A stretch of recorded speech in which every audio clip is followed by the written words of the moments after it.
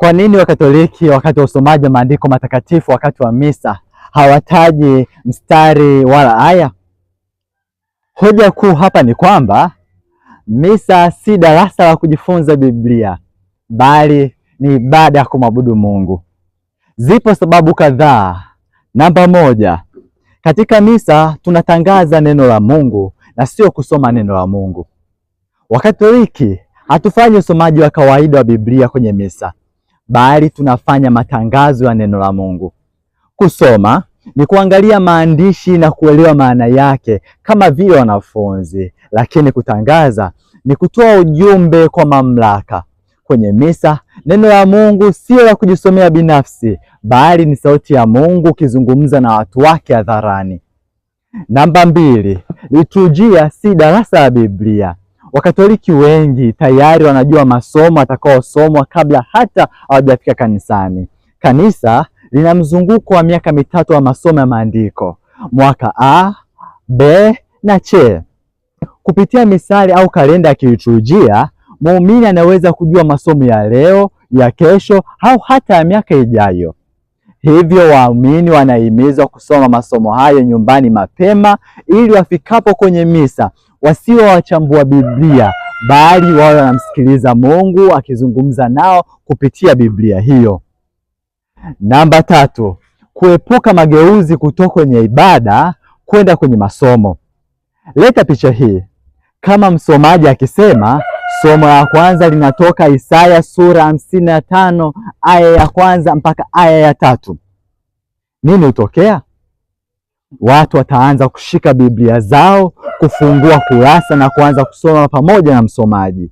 Katika wakati huo, misa inabadilika kutoka kuwa tangazo la neno na kuwa darasa.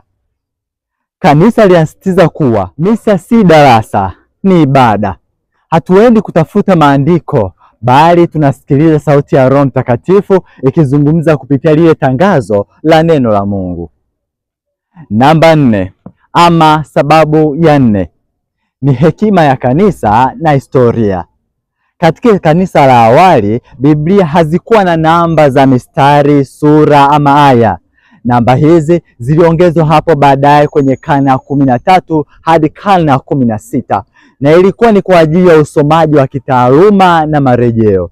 Misa linahifadhi namna ya kale ya kusikiliza maandiko bila kukengeushwa na namba na bila kupunguza neno kwa mistari ya ushahidi tu.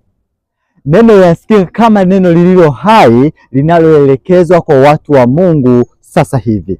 Na ndiyo maana msemaji akimaliza anasema neno la Bwana, na watu wanaitikia tumshukuru Mungu kwenye masomo nje na Injili, na kwenye Injili tunaitikia sifa kwako Kristo. Hii inadhihirisha kuwa neno la Mungu si maandishi yaliyokufa, bali ni sauti kutoka mbinguni. Linapokewa kwa imani na kupigwa muhuri katika sakramenti ya Ekaristi Takatifu. Hivyo, siku nyingine ukiulizwa kwa nini namba hazitajwi, majibu mafupi ni haya. Mosi, Wakatoliki hatusome tu neno la Mungu, bali wanatangaza neno la Mungu. 2, masomo yanajulikana mapema na yapo kwenye kalenda. 3, misa ni ibada, si darasa la shule. Na 4, maandiko hayafichwi, bali yanafanywa kuwa hai na ya sasa. Je, ungependa nikupatie ufafanuzi gani wa ziada juu ya jambo lolote lililo ndani ya kanisa usilolielewa? Kama usiponifollow leo, uende kani mara yako ya mwisho kuniona. Nifollow kwa mafundisho mengi zaidi ya imani. Ni mimi mtumishi wenu mdogo nisiyestahili, Oscar Mkatoliki. Tumsifu Yesu Kristo.